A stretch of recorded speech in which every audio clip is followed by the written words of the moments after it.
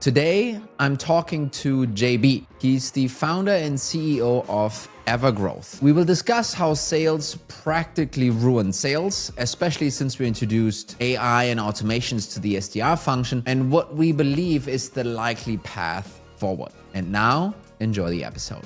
We turn a generation of salespeople into button clickers because we try to automate the shit of everything with sales, and excuse my French, but the problem is then we had a generation of salespeople. When you ask them, hey, how do you do sales? They're like, oh, I use Outreach, and then I use Apollo, and then I copy template from here, and then I press all of these buttons every day. I think we kind of got lazy and we forgot again that, hey, it's a two-way street, and your buyers, they are not stupid. They can see that they're in a sequence.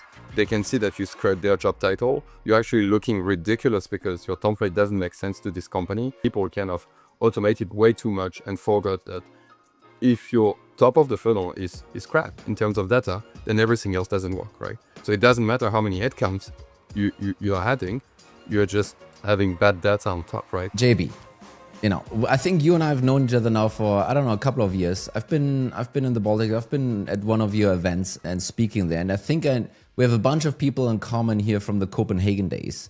So just enlighten me.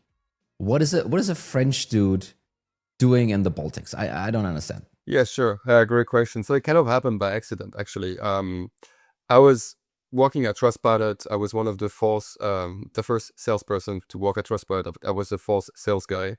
And you know the story, it was at the very beginning. They just moved from the Aarhus, from the north of Denmark office to the Copenhagen office, the first seed founding. And we basically went from 50 to 5,000 customers in 2 years. In these 2 years, I brought, it was crazy. It was like the Wolf of Wall Street, except we were selling a real product that adds real value to customer. And yeah, so in that period, I brought 600 customers myself. So that was almost one customer per day. And I was highly motivated for two reasons. The first reason is we had an uncapped commission model, and my previous startup went bankrupt, and I had debt for 8 years. So I could become debt-free much faster. But the second reason really is the startup that went bankrupt was an e-commerce startup, and I was talking every single day with successful web marketer or e-commerce entrepreneurs, and essentially, genuinely curious about how they were doing it, how they were running their successful e-commerce shops, and that's how I managed to close, one deal per day. But then obviously after these 2 years, I became debt-free. Instead of 8 years, that was all the money I lost in my previous venture. And I look around me, we were like, I think we had more than 100 salespeople, and we had like 300 people in total, raised plenty of money, offices all around the world, and I had, no equity. I had really great money from the commission, but no equity, no stock options. Back then was not that popular in Denmark. And so I look around, I was like, I want to go back to the early stage. And what attracted me to Lithuania back then, to Vilnius, was the very first VC in the country was getting started.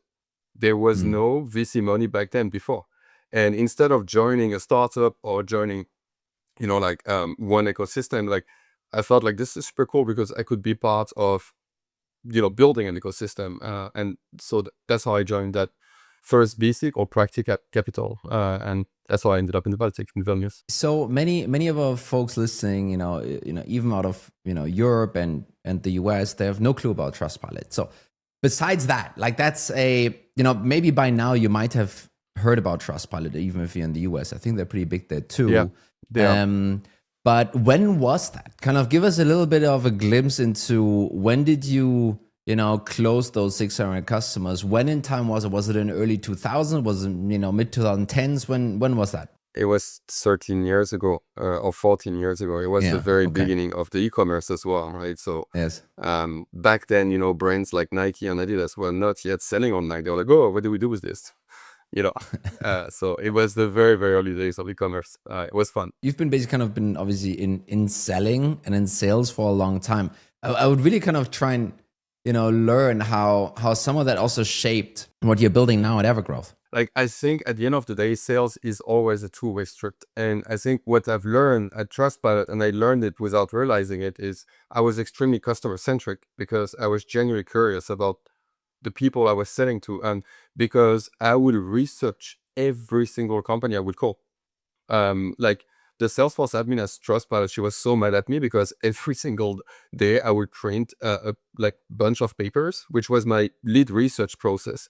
And I would check their social media, I would check their online reputation, I would check their conversion funnel on their website. And I would just write down everything. And then when I will pick up the phone, I'll have my research in front of me. And I tell you what, in the first 20 seconds, everything I said was research-based. And then within 2 minutes, we were having a peers conversation. It was not like a sales buyer where you have this defense attack kind of, dynamics. Very, very quickly, it was peer-to-peer. Like I was an e-commerce online reputation expert, and they were successful web marketer or in e-commerce. So I think that's how it shaped my way to look at sales. It's customer-centric. Some people out there might be like, Jesus, so much prep work. Was this for inbound calls? Was it for outbound calls? Kind of shed some light on the context here so people can get a bit of an understanding. No, I'm an outbound school, salesperson. Like we had 3 people in marketing at Trustpilot until Series B. So we had the website, we had someone that was helping us to go to shows. Sometimes that was like very DIY. And it was just basically 150 salespeople on the phone every single day at the end. That when I left, that's how the sales floor was. So, and then, you like, I think back then Trustpilot didn't have the best product by far. Like we had customers with way more features than us. We just had more people on the phone every single day. I think Falcon, the team that I grew up in, had a very similar competitive advantage. I want to say, like we were feature. I don't want to say poor, but we were struggling a little bit on this side. But we had a strong sales team at least. So I think that combination does work out, and it did work out, right? And I just want to get back to the research piece, just one sec, right? Because when I was running sales teams, and maybe this is also to do with my ignorance of never having been really a hardcore seller myself, right? But basically, there were a lot of people that wanted to do all kinds of research and then, delayed picking up the phone for 5 hours until they then finally did when they can. So there's certainly also a little bit of a balance to this, right? I mean, it's to a degree, I'm thinking, hey, if you sell one product to one persona, how much research do you actually need to do in order for this to work out, right? So I was kind of the potentially the anti person here to kind of push my sales team to fuck this research thing, just get on the phone, talk to people, and go. Yeah, I think there is a balance for sure. Like, it really depends about the complexity of your product, and also the persona that you are calling. And I think it's very, very on point. Like the only reason I will still do my research is that we do crazy amount of work. Like I will basically do 10, 12 hours per day. But remember, I was 8 years in debt, right? So these are the best salespeople. Yeah, they are. With on cap conditions. So I was just like, and I was not like paying a mortgage, right? I was paying the debt of my, bankrupt startup. So that's also why I was doing this long shift. So, but for sure, I think to go back to your reps, what they wanted is they wanted confidence. And I think research gives you that confidence when you pick up the phone. But then that's also how we transition, like, fast forward, like Evergrowth, the very first version of the business was a consulting shop, but our biggest part of the business was to actually outsource research team. Because like you said, like your reps, they're not paid like, 10, 20, bucks an hour. So you don't want, their expensive hours to be spent on researching. And, most of the time as well, they might end up in rabbit holes and find nothing, right? So that's kind of what we used to outsource. So we would have an outsourced research team that will follow a very, very detailed playbook and give that research to sales team. That's what we did for almost 10 years. So by the way, this was my first sales job, doing that work. But maybe talk about this another time. So what the reason I brought you onto the show was really to dive a little bit into let's just say what you and I grew up with around sales. You a little bit differently than I have, obviously, and where we are now. So let's kind of really dissect what has happened in the last 20, 25 years in sales history. Let's call it recent history, and try and figure out why we ended up where we are right now, right? Which to many people, I've heard people say sales killed sales, or this spammy approach that we're on right now doesn't really work out. So let's dissect a little bit how we arrived here, JB. I want to go back to the early 2000s, right? And if you kind of like when I started sales, actually after my business school back in 2007, we still had a fax machine, and we will receive a signed contract by fax. That was like the DocuSign of the days. So, and I remember every time the fax machine will actually shake, salespeople will run to the fax machine to see if it was the closed deals. And most of the time, it used to be a cold fax from marketing. Yeah. So like that's I've worked in a company where we did fax marketing campaign. So, and that was a channel back then. But also when I started, phone was the main channel, right? And you had to actually call. People worked in the office, so you actually had to call to the head office, talk to the gatekeeper, get to the PA, and get to the decision maker, like the old school way. And I remember my colleagues thought I was a genius because I was guessing people's email address based on their LinkedIn. That was, and that was true. And then again, I think what changed everything is, and that's kind of funny because most of the sales book methodology that we follow, if you look at Challenger, Medpic, as maybe not spin selling, that's a bit more recent, but many of them, they were written in that time. And the very big difference with that time and today's is that salespeople, they were the information holder. So even if the buyers didn't want to buy anything from me, they had to listen to me to access the information I could give them. And that completely, I mean, today salespeople are not information holder, but we still follow these old school books that were written from that time. I just also want to reiterate, on people really remembering / imagining, depending how old you are, how sales actually worked a couple of 2 decades ago. Let's just say that. And it wasn't like LinkedIn was super popular and or around yet. Yeah, let's just be clear about this. So doing research on a company wasn't that trivial. The first lead list that I worked with, it's called the Yellow Pages. That's basically where I started doing some of the very light cold calling that I did in my career. And one colleague that later on, awesome CMO, Natasha, worked with her, but she started her career also in sales. And she is a little bit, older vintage than you and I, but she started sales door to door in downtown Manhattan. And they didn't have a territory in terms of like different accounts, different whatever. Her territory was one block. And some of her colleagues, their territory was one skyscraper. And they basically just, went door to door, knocked on all of those offices and tried to talk their way into that, right? That is the kind of sales that we're all coming from. And I think people should just appreciate how cushy and True. how nice and how, screwed up in different ways, by the way. But having that contrast, that's where the story that we're at least telling today, that's where it kind of starts, right? And you know what? That's interesting because, my first job was like this. I used to sell shop equipment. So I will, go and meet people in the headquarters of the supermarket or whatever. And I remember when I started at Trustpilot, I was like, what is this job? It's so boring. I'm not going to travel and meet customers. And then a few weeks after, I was like, that's awesome. I just can close deal on the phone. This is great. And so, by the way, I agree. Yeah, I hated it. So I did, and maybe this is a lapse of discretion here from my side now. But I very, very early, kind of after high school, I had a bout of 3 to 6 months where I was trying to sell insurances in Germany, and I basically did it through 2 ways: Yellow Pages, and then walking around on Berlin streets and chatting people up. Like that was the way. And I can just tell you, I really didn't. It wasn't my thing. Like it was not my thing. I can tell you that. But it's a great school. It teaches you a lot about life, I think. Yep. Yeah. I mean, I went door to door to supermarket, and the rejection is so much Yeah. hardcore than not receiving an email answer. So, Yes. yeah. But look, so this is where we are. Like going back to your questions, we're like still in the late 2000, early 2010. Basically, sales was still like that.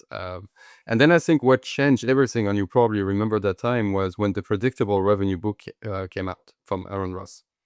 And everybody was like, this is so genius, like sending cold emails, like very short to the point, like this is the best practice, blah, blah, blah. And honestly, it worked very well. And at that time, there was two things that could make your email work. Like data was still very, very difficult to gather. So if you had some kind of ways to gather data that your competitor doesn't have, or to scrape or whatever, you had a hedge. And also, obviously, you have to be really good at writing very good email copy, short to the point, 80% about them, all the common best practices and whatnot. And even if you had terrible email copy but good list, it will still work. And the big difference with today is that you remember back then, and when you got an email, you got very excited. You were like, "Woo, I got an email!" And now you're like, "Ah, shit, another one," and you're just like, "Archive." Right? So that was really the thing. There was always this, I remember being the first time really surprised and like, oh, wow, this is, someone really thought about this, really sending this email to me. Yeah, exactly. Putting in my first name into the subject line. That was the big hack, right? I mean, and I gotta say, it worked extremely well. The whole Aaron Ross predictable I mean, I still remember how this Ulrich, the CEO, and I were both reading the book at the same time. He literally read it overnight. I wasn't that excited about it. It took me a week, but he read it overnight. He came back into the office the next day and was like, that's what we're going to do now. And then, I mean, the beginning was simple, right? It was very much, hey, write a bunch of emails. But very quickly, we also figured out you need to lay in a bunch of cold calls too, right? You needed to have that dual approach, which I don't know. I'm not sure how you're seeing this, but it was almost, the next mini evolution of this Aaron Ross thing. And by the way, what many people don't know, Aaron Ross figured this out while he was a seller at Salesforce, right? He was one of the guys at Salesforce doing that stuff and having incredible success with that, and then wrote the book and popularized it, and basically led to hiring, I don't know, 5 million SDRs eventually in the industry. Like that was a crazy trajectory that book took us on. Exactly, and that kind of, I think you kind of put it the right way. Like I think I used to call Aaron Ross the godfather of the SDRs, because he kind of really, set the tone to specialized sales team. And we're like, okay, let's have, and it worked. It was amazing. Like it was predictable. And we specialize it, with Evergrowth back then with the consulting model. And then in many other ways, like with a lead research team, an SDR team, and account executive, one KPI for each role. And it worked until data became commoditized and data became very cheap. And then people started to take shortcuts. And what I mean by that is your ICP, and if you read the book, your ICP is not industry, company size, region. Your ICP is way more granular than that. But that's the three options we had in our databases. Yes. And then you had some other layers, like maybe, okay, funding data, some other demographic, and some other, scrape data presented to you back in another ways that you can filter. So, but honestly, when we were cleaning those lists manually, it was only 30% at best, most of the time, that will fit your ICP. So that means you are spamming 70% of the rest of the companies, right? And that's kind of what happened with cheat data, basically, that kind of turned this playbook into the very first version of Spam Machine. Remind me, around what time did you start the service, the sales service component, basically? When was that? About 10 years ago, so 2014. Yeah, so right around the predictable revenue time, really. Yeah, exactly. I mean, this was the red hot, white hot time of SDRs, I feel like. Exactly. And then when was the next inflection point, you would say? Like, so the lead team was the first one to go, I feel like, with Clearbit and what, some of those other services back then. But like, take us kind of the next step, right? SDRs, everyone is flying high. Everyone is trying to hire as many SDRs as possible. Where did we go from there? I think COVID was the turning point where everything became worse, because people started working from home. So we couldn't, back then we still didn't have the mobile phone data from the data vendors. So people doubled down in cold email in a desperate way. Like literally desperate. And And it just became like really, really, really noisy during COVID. But then also what happened during COVID, which was totally weird, is money was very cheap. So people were still buying like crazy, and we were still hiring. And for most of the companies, like they were still hiring, and then we're still buying softwares. And then, it was this very interesting time where you didn't work very hard, and somehow everything was still fine, right? And actually, for the folks on YouTube, maybe we're gonna slide in this, how those different channels have evolved over time. Really interesting, right? Because you're right, around COVID, this is when the whole email piece basically started to accelerate and basically eventually taking over, more than anything else, basically, right? So I think Yep. that fits that timeline extremely well. For sure. And again, it was not just a channel issue, right? There was a lot of moving parts, right? So like you said, people were hiring SDRs, but then what happened? The problem is we turned a generation of salespeople into button clickers Mm. because we tried to automate the shit of everything. It was sales, and excuse my French, but the problem is then we had a generation of salespeople. When you ask them, hey, how do you do sales? They're like, oh, I use Outreach, and then I use Apollo, and then I copy a template from here, and then I press all of these buttons every day. Yeah. Like, so you don't talk to people? Like what's who's your buyer? At CMOs. What? Like CMO is not a persona. Like that's a job title, right? And But it's so and that's the problem as well. I think we kind of got lazy, and we forgot again that, hey, it's a two-way street. And your buyers, they are not stupid. They can see that they're in a sequence. They can see that you screwed their job title. You're actually looking ridiculous because your template doesn't make sense to this company, and so on and so forth, right? So I think that also happened in parallel, and people kind of automated way too much and forgot that if your top of the funnel is crap in terms of data, then everything else doesn't work, right? So it doesn't matter how many headcounts you're adding, you're just having bad data on top, right? Because of all those automation and cheap data. I mean, I still remember when we rolled out SalesLoft, and the whole SalesLoft outreach era was also around then, right? From 2015. I'm not sure when they were founded, to like COVID basically, and then they kind of all took a nosedive. But I still remember when we then finally rolled it out. And then one of my sales ops guys was talking me through the workflow. And then, I was just asking, what is stopping them from hitting select all in their list and saying send all, and being done with the rest of the day? Because honestly, each individual email sent counted as one activity. Wow. I was like, I mean, why don't we send this through Marketo? Why do we have Salesloft, and humans clicking this? But is it just for GDPR, really? And I think this was for me also a little bit of a turning point where, like, wait a minute, this is not going in the right direction. I don't think you can call this sales anymore. And I know the folks at Outreach, and they were not actually like promoting their tool to work like this. They were always saying, like, you need to do micro campaign. Sequencing is more for you to be more productive in following and managing your pipeline. It was really a good pipeline management tool, but people used it to automate, right? And for example, when we were doing sequences with our customer and for ourselves, we will have those micro campaign with like 20 people in a sequence, like 40, but never more than 100, because it's not possible to have that granular campaign if you're emailing more than 100 people. So we'll have like, I don't know how many versions of different kind of template with different data points that were collected manually to kind of put people in those basically different buckets. But most of the market was not doing this. Most of the market, again, were just, automating.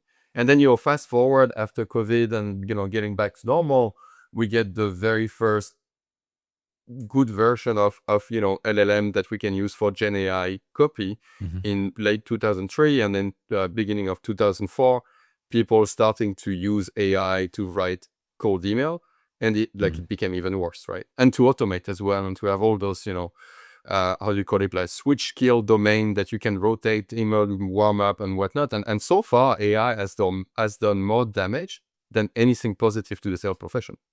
Because you get these cool kids that are sending you a poem based on where you went to high school, and they call it an icebreaker, and they think like, we're gonna get replies for that, or like this one, like, oh, you are from Copenhagen, and then they tell the football club of Copenhagen, and like, yes, what the fuck. So anyway, so that's the AI piece so far. To take a step back, I think there is every channel, every play in a channel has, follows an S curve and then has a saturation and drops off, right? I just feel that over the last few years, we went through those hypes really quickly. I feel the market, it took the market a long time for some reason to adjust to the whole SDR thing. It took a long, that this play worked for 10, 15 years and still keeps working to this day in specific pockets. That was kind of crazy to me, kind of the very simple version of that, just sending some random emails. Do you have an opinion on why did the AI approach? It feels like it's saturated much faster, at least to me. It feels like the AI content and the AI content gen and all. Why would you say is that? Maybe you disagree, but I feel that spammy AI approach, it saturated a lot faster than all of the other things we did previously. I think it just accelerated everything, right? So we were already scraping the bottom of that playbook. Yeah. So they're just like at the very, very bottom right now, right? So just scrapping whatever is left, right? And I mean, when we used to do like back in the days, like those sequencing with like very cherry pick manual research from whatever, our sequencing would have, I don't know, more than 20% reply rate. And when I say reply, we used to say actually connection rate because we did always the 2-channel, like email and phone. So it was always mixed up. And now you see people bragging about 3%, 1% reply rate, and that's kind of a standard. And then the funny thing is, those tools are really good at marketing because then they write 20% positive reply. And you're like, so you're telling me that you get 3% reply. Out of this, you have 20% positive reply. And you think that's scalable? I think that's good. And like the simple question is like, why don't you look at the only 3% or the 20% of the 3% that reply and try to double down on those and try to build similar, list based on those tiny little interested instead of redoing that same to get 97% not interested, basically. And then this just triggers one more question for me, obviously. You mentioned with outreach, the whole micro campaign thing. That, I never heard this with outreach. I tend to hear this about Clay. How does Clay come into the picture and help and or accelerate this process here? I think, in my opinion, like Clay's, I mean, it's an amazing tool. It's they also invented this, community-led kind of playbook that helped them grow like very, very quickly. But Clay, at the end, it's an enrichment tool that has access to a lot of APIs to automate what you used to do with 3 different tools to get LinkedIn data, built with data, Crunchbase data, all the type of data. Now you get it with one tool. So that's really consolidated. And then you have a little bit of LLM stuff on that you can also access through a massive, spreadsheet, right? So in a way, people are using Clay to do what they used to do cheaper, faster. So, and if you look at most of the Clay agency, they're still using Clay to do spam cannons, right? To build those massive spam cannons with some tools that will warm up mailbox and send 1 million emails. Like that's, the LinkedIn post I was kind of laughing about a few minutes ago, where you kind of brag about your 3% reply rate, right? So I think most of, the Clay usage is this. And then if you, like, we talk to people that are using Clay every single day, almost all week. And the problem as well that you have with a tool like Clay or N10 or, all the one in that category is that, already inside the GTM team, we have so many silos because of all the specialization that the predictable revenue model brought to the GTM team. And then each silo have their different tools. As you know, one of the main reasons as well SDR wants to use Salesloft is also to bypass the Salesforce admin. So they can do their mini CRM for the middle of the funnel inside Salesloft with their stages, right? Yeah. So anyway, we have all of those silos. And the problem with tool like Teo and A10 is they amplify the RevOps or SalesOps silo, because who only has access to all the AI goodness? It's going to be the person who has access to Clay. And then when the salespeople wants to get some AI research done, they kind of ask that guy once, twice, and then they become the bottleneck. And then they end up using ChatGPT. And then you have two different type of AI access, basically. No, exactly. And I think this is also the whole GTM engineering rise. I have some opinions on that. Some people didn't like it. But I feel like one next iteration happened recently. I'm just double backing just a little bit. You mentioned the reply rates. I recently saw a post where someone was bragging about 730 emails per positive reply, which was already awesome, he said. And then they got it to 400 emails per positive. I don't know, I don't know how that really how the math is. But then also, what is it, last week, 2 weeks ago, Google basically stepped in. And as from, I'm a little bit of a non-expert in this. I'm on the sidelines. I understand this thing, but I'm not super deep into it. What I understand is that Google pretty much shut down this whole warming up of inboxes play that a lot of those agencies products have been using in order to. And when you say millions of emails, it's not you're not saying that as an example. We literally mean millions of emails. They do. And the thing is with those Gmail boxes, I think safely you can only send a certain 1,000 or so per day, which is then why there's a whole industry helping you spin up multiple inboxes in order to send all of those emails out, right? And that play basically has been stomped on by Google as far as I understand. I'm sure people will find some kind of a freaking workaround. But this year really seems to me, systemic. And this seems to me that the big players really don't want to have that, which then also to me means it's going to be difficult for the small guys to still work around it. How do you see this developing here right now? I mean, Google is just catching up with Microsoft. Microsoft has been, flagging, and they have one of the hardest firewall for their, whatever mailbox users in the market. But they have to protect their users. If not, they're never going to use emails again. They're just going to completely shut down that product.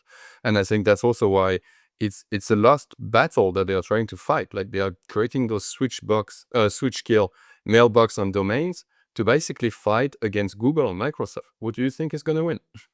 Right? So that's I think to me it's kind of a lost cause. But then again, it goes back to this customer-centric. People who do this think that salespeople only send emails. People who do this think that buyers are just an email with a data point, which is first name, country, company size, and industry. No, like those buyers, if you ask them to introduce themselves, they're not going to mention these 3 data points. Right? They're going to say something very different. But unfortunately, if you are scraping and, doing this massive data enrichment on spreadsheet to send emails, that's what you play with. So let's just say email is, at least at this crazy scale, which basically the idea was to spam to begin with, right? Let's just be honest. That was the idea. And I think this is an 11x is playing that game. I think Unified GTM is playing this game. A bunch of agencies are playing this game, right? And it feels like that's not going in the right direction. One of my main pet peeves is, I'm not sure if I'm using this word, by the way, right? I looked it up the other day and it was not what I expected. English as a second language. But hey, calling. Why isn't calling back on the table? Isn't that a great idea? Isn't also, robocall still verboten even in the US, right? And then forget about the EU. So aren't we just gonna go all back to the phones? And I think on your graph here, phone is also seeing a bit of a resurgence. Exactly. So I believe, yes, I mean, we never stopped using the phone either way. And that's kind of the new blue ocean. The thing is, 2 things. We have a generation that started a few years ago to work, that did not grow up with a landline. I grew up with a landline. I called my friends to play basketball, to go, for a ride or whatever on their landline. I called my first girlfriend on her landline and had to, pray that the father is not going to pick up.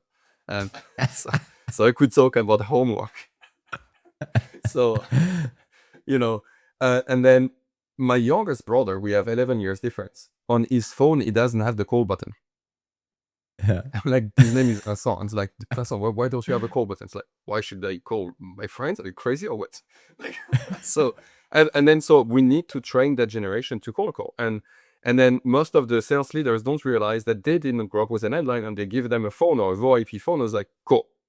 And they suck at it, but they suck at it because It's not because they don't want to do it well. They just don't know how to call. So we have this huge, let's say, work to do, which is 100% doable, to train the new generation of salespeople to be comfortable on the phone and to know how to use it as a channel.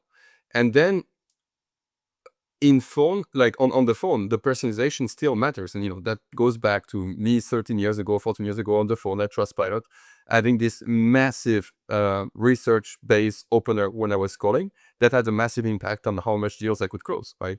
Yeah. And I think that's what you want to do, and that's what we do as well ourselves. Like, we take the research from the agents, turn it into contextualized research-based opener that is contextualized around the pain of the prospect in the first 20 seconds. And you can, Yeah. I can share some of the recordings actually, and you can post it on the podcast or whatever. You can see, like, in the first 20 seconds, people are dropping their guard off because they're like, whoa, that person knows me. And it works. So you cannot just call and have this basic terrible script. So I think this is a good place to shortly, plug Evergrowth here, right? So basically, as I understand it, and you tell me if I'm getting this wrong, but you build a tool, obviously AI enabled in the background, helps with all those research workflows, and makes this easy to receive that information, but also easy to set up those agents, those digital colleagues by salespeople themselves, right? So you don't need to have this crazy go-to-market engineering setup, that sits somewhere in the corner, is hard to access, right? And then if you do this right and you use it in your emails and your phone calls, you have just a very different conversation. That's what you're saying. Yeah, totally. And so how we position ourselves, and it took us a while to articulate the right positioning, but we are a workspace. And no matter which department role that you have today in an organization, in very, very soon, you are going to need a workspace to work with your digital colleagues that, we also call agents. And so we built that workspace for GTM. And obviously, back in the consulting times, we used to outsource people to do the research. So, and we were like extremely religious about mapping, documenting everything. I'm a freak about flowcharts. So, when we first started to play with AI and realized that that's just going to disappear, like, that's the first thing we built. We built agents that can do research on company, that can do research on custom signals, research on people, the same stuff like we used to have people outsourced to do. And then, of course, because we used to work closely with sales team and also outsource SDR to take all of that research to that micro campaign, we also created those agents that can basically craft a research-based cold call opener and put it in your CRM or put it in your sequencing tool, and the same with the research-based cold email, right? So, and the idea of a workspace is that RevOps can build workflows where they bundle agents together, and salespeople can work on a more one-to-one fashion with those agents to do some more like, custom research or some custom crafting of some outreach and this kind of stuff. So I think the whole service company to AI-enabled product company, I'll get back to that a little bit later, actually. Kind of one other thing I just wanted to pick up. You mentioned the word yourself, agentic, agentic workflows and different agents and so forth. I actually just today, I did the terrible thing that you shouldn't be doing. You wake up, you check your phone, you land on LinkedIn and you scroll. You shouldn't do that. It kills your energy. It's really bad for you. But I saw very recently Gartner, they have those hype cycles, right? And basically kind of the curve goes up, the curve goes down, and then it levels out and basically becomes those innovations on that curve that then, eventually become properly adopted. And funnily enough, what did I see at the very peak of that hype cycle? It literally said, and I kid you not, agentic and agents at the very peak of that. So I wanted to kind of take a minute here to unpack this, because I think there are two different worlds. I think there's one world where this word is used for actual hype, and then there's a world where this word is used, I think people are a bit blurry on the definition sometimes, but basically using this to talk about a concept to get actual work done, right? So I wanted to talk a little bit, with you about what is agentic for you in Evergrowth in the company. Where do you see this going? Let's talk a little bit about this agentic, word. So to us, it's very simple. It's digital colleagues. And actually, even when we use it now in discovery calls, in onboarding and whatnot, it just simplifies everything. We almost don't use agentic because there is no common understanding or definitions. And like you said, some people are going to create a GPT and they're going to call it agentic. And you're like, it's not agentic, it's a chat. You can chat with a very smart LLM, but it's not autonomous agents that you can give to everybody else and collaborate and whatnot, right? So, and digital colleagues simplifies everything. Is you have it if you remove digital, it means that you have a colleague that all your team can access, all your team can work with. But if that colleague, and you don't have in a small organization or in a team, like someone that works in a silo that nobody else can access, right? That's not the same. So to us, that's the right definition of agentic is digital colleagues. And so you mentioned one interesting word there, which is autonomous. Because I think it's very easy to call a custom GPT an agent, but that's not really nailing it, right? So can you talk a little bit more about what you think something that's called an agent should be able to do? Yeah, I'll give you some very basic examples. So 2 examples. The first example is if you work in RevOps and you have been in market for quite some time with, one company specifically, and let's say quite some time is just more than 10 months, you know that you already have hundreds, if not thousands of leads, contact in your CRM that are not accurate anymore because 8 to 12% of your contact data is losing accuracy every month, depending on the industries you work on. You can easily have an agent that we have on the platform that basically checks whenever you set the schedule, if a person has changed job within the company, outside of the company, and then if it moved to another company, it's going to check with another agent if the company is ICP, then it's going to research custom signal, it's going to score the company, and then put back that person into the right place. But if they're also not working for an ICP company anymore, it's going to disqualify it, and that's it, and your CRM data is clean. And you can also do something a bit more sophisticated. Let's say you want to research some specific signals. And for us, signals is not just, they raised some money, they did this and that. It's like some very custom research. For example, some of our customers are checking if a company has a net zero initiative with a net zero target goal, right? Or they will check, does this company have benefits on their website? So that's not really a signal, it's more like a qualification criteria. But let's say something that you will research manually every single time. For us is market expansion. If a company is expanding to a new market, they need to build new lists, they need to research the market, they need to hire people, they need to train them. So what we do is every single month, we research that signal across all the companies that we have identified as ICP. And if that signal is found that they are expanding to a new market, we collect the context of that market expansion. So we know exactly what they are doing based on what we found. And then we automatically look for the contact that match your persona and automatically draft 3 plays, 2 emails, 1 call opener based on that.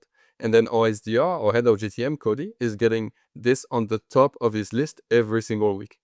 Basically, like, these are the top, these companies are expanding to new markets. And all of that is multiple agents autonomously recycling our CRM data for that specific workflow, basically. If I'm trying to repeat this in a different way, I think that there's obviously an AI component to it. I think that's super clear and people understand that, right? But I think the other piece to it, to me, feels that AI component has some tools available, for example, to trigger other agents or to trigger workflows or to send someone like a message or write something into this. Like there basically some things that it can do. And I think then the third component for me is some level of autonomy. To use those tools not in a rigid workflow, like, hey, if this happens, you need to kind of do that, but to have more flexibility around, the tools that it is available, right? That to me feels like a digital coworker right there, right? That exactly basically has a couple of tools laying on the table, but you don't give them a very specific instruction of like, whenever the green light is up, you need to take the hammer, right? Kind of, that's not what you tell. I hope you don't tell this to your employees, but kind of that's not how it works. And something very important that we didn't talk about is also to have a training center. So what's important again, because with AI, and we can talk about this another time, but long story short, what we realized when we were building AI, and I've never built a product before. let's not talk about that e-commerce startup that went successfully bankrupt. But I've never built a SaaS product before. I've helped many companies to sell SaaS product and whatnot. And then when I came to AI, I took all my SaaS baggage and kind of, used it. And the big difference with building SaaS and building AI is that MVP doesn't work. Minimum viable product, right? What you need is minimum trustable product, because the problem with AI is it can be 99% more intelligent than you, but if 1% of the time it does something stupid, you're going to just focus on that and say, I cannot trust it. And we cannot have this. So the training center is extremely important to avoid this, because salespeople are the worst user. They are so opinionated about everything. And they are still the one bringing the revenue, so everybody kind of listen to their opinion. So what's important when the training center is to be able to train your agents to understand your value prop, to be able to understand your ICPs on your persona. And what's beautiful is when you set up your training center correctly, the agents remember 100% of it every single time. Us human beings, we can only remember 20% of what we are trained. So if you try to build autonomous agents that have, let's say, a different access to a training data, then it's also broken, because then you have an agent that work with another agents that don't share the same knowledge, basically. And I think this leads me to one other area, that is when you talk about AI and in the go-to-market, well, it also happens in all kinds of other areas, but basically talking about hallucinations, right? Hallucinations and trust, these things are kind of connected. And what's your view on hallucinations? As you've been working with this now, I think more and more operators and people building products around this, the understanding of what an hallucination is actually morphing a little bit. I wanted to kind of hear what is your current understanding of hallucinations? Hallucination so you read all of these reports about hallucination percentage per model or whatever. It's total bullshit. Hallucination is just bad prompting. And so you have to understand that you work with a technology that is configured to please you with whatever request you have, as long as it fits their moral, right?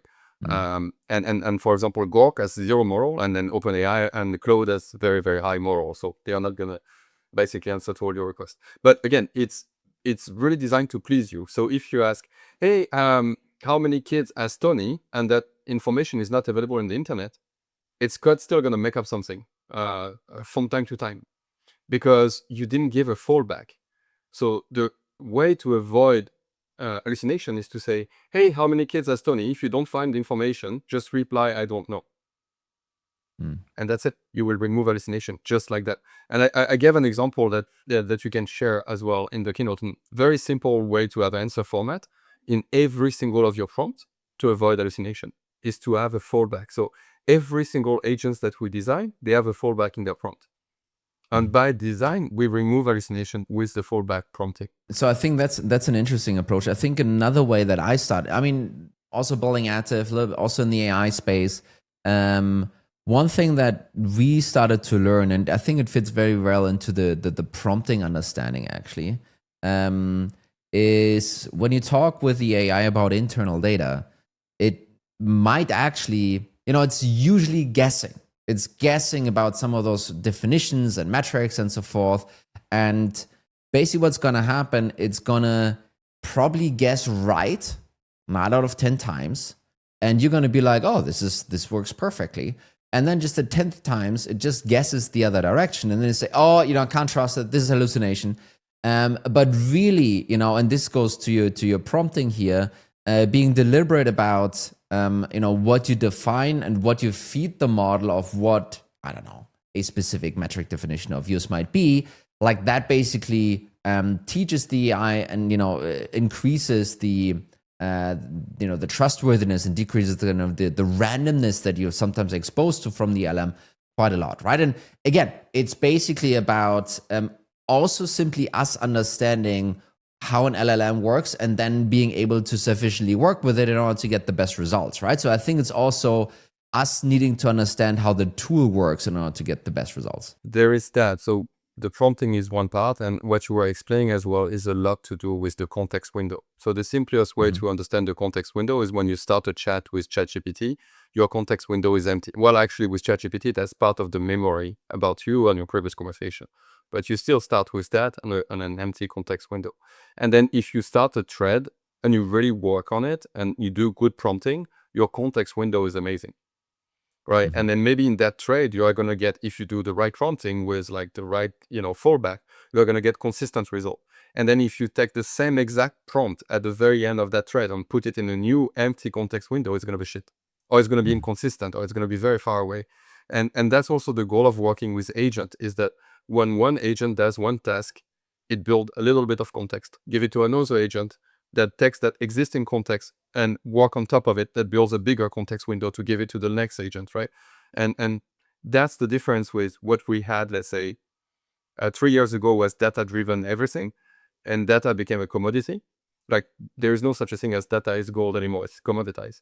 And now it's all about, context, basically. Like the next, coming years is going to be about building context window, and context is going to be basically what drives value in the organization, not just in GTM. So, and then I think you mentioned this with the training center. We're talking about so I think it's, by the way, funny how many technical terms are getting humanized for people to understand this thing, right? So I totally like that. So context window on context, sure, there's some tokens around and whatever. But hey, for all the buyers out there, we'll call it the training center. We're calling it the memories, by the way. It's like it's the same thing basically. And the thing that I'm starting to see is more and more execs out there realizing that you can't just expect AI to work out of the box and kind of flip a switch and suddenly it works and everything is great. There's some more dedication and work needing required for this to work. Do you see something similar when you chat with folks, that there's a little bit of a switch happening from, hey, I plug this in and it should 100%. work, to, oh shit, I know I'm buying AI, I need to train it, I need to coach it, I need to teach it before I can really use it? I think so. There was a post recently from MIT saying that 95% of the AI initiative fail. I don't know if you saw it. Where you were on the LinkedIn feed this morning. But did you? So I actually just published a Substack on that topic. So yeah, I kind of saw it. And if you want to sign up for the Substack, go to Substack and find revenue formula, by the way. Good. I'll check it out for sure. So, and I think the problem that we see, so we have been running pilot with GTM team to implement, digital colleagues on like workspace for agents since like November 23. And we learned, like, not all of our pilots were successful, but we now have a 95%, so it's actually the opposite, success rate with pilot, but we do two things. We disqualify like hardcore on two things. If they don't have process, we don't onboard them. Because like, it's very simple. If you want to digitalize your process, if you want to have digital colleagues, it's the same as tomorrow you hire a bunch of interns or new hires, and you get them to work with our process, it's going to fail. Exactly the same with implementing AI. If you don't have a process that you want to digitalize, it's going to fail. The second mistake that we have, and like, let's say, alignment and mistake that people do, is they want to use AI like a software. So very much like how people use Clay today, they still use Clay to connect bunch of tools, but they use it like a software to enrich exact data points that they were getting from 3 different tools with one tool, and then put a little bit of Gen AI on top. And again, for us, you need to use AI to build digital colleagues. And then you need to build workflow with the digital colleagues. You need to train your team to work with those digital colleagues. And that means and that's how we work internally. We have 2 people in our sales teams, 1 RevOps, 1 the head of GTM, 42 agents. And every day they don't work with the 42 agents. Sometimes they work with 17, 25 of them. And sometimes we do some crazy workflow where we work with all 42 agents at once. But that's our team. And so these are the main 2 mistakes I see, and that help, like, people fail with AI initiative, is they don't have a clear process that they want to digitalize. They think like it's like a software. It's like HubSpot. They would plug it, then they would have a dashboard, and they would just let it run. And that's not how digital colleagues works, basically. I think we're coming a little bit to an end here. So maybe to end, a last question here. You are one of the guys that had a service company and then saw AI basically on the horizon. Oh, this is not going to work out. Let's make this into a product company. Do you have like some learnings? Do you think you have an advantage over other people that are just building a product business without having done the same thing as a service before? Kind of, what's your What's your learning so far? I think I don't know if I have a hedge. Like I've worked with so many founders before. I have invested in founders, and I did all the same mistakes I was advising people on to not. Yep. Yeah. That's for sure. Like I've done them all. Like so, I think it's much harder when you're on the other side. I think again, because we were crazy about documenting what we were doing with outsourcing people, like the processes and whatnot. This definitely gives us a hedge because today, the IP is in the prompt, and you need subject matter expert to basically build that prompt layer in your product, and that definitely gives us a hedge because you have other kids that basically don't like sales and think that salespeople are just sending emails, that are building those spam cannons, and we are building those true digital colleagues that are, basically supplementing and augmenting your sales team. At least that's what we believe is our hedge. JB, if someone wants to check out what you're building, how can they find you? How can they find your company? Just, I'm on LinkedIn. You can write JB and try to spell my last name, but JB Evergrowth should work, or JB Daguené if you can write it. And then it's evergrowth.com. JB, thank you so much for the session today. And I think a bunch of people learned a lot of new things here today. So that's mission accomplished. And have a great day, mister. Thank you. Thank you for having me, Tony. It was fun. Next week, I will be joined by Chris Walker. And instead of splitting the funnel or how MQLs destroyed marketing, we will talk about frequency. If you're curious to understand what that is, well, hit subscribe and see you next week.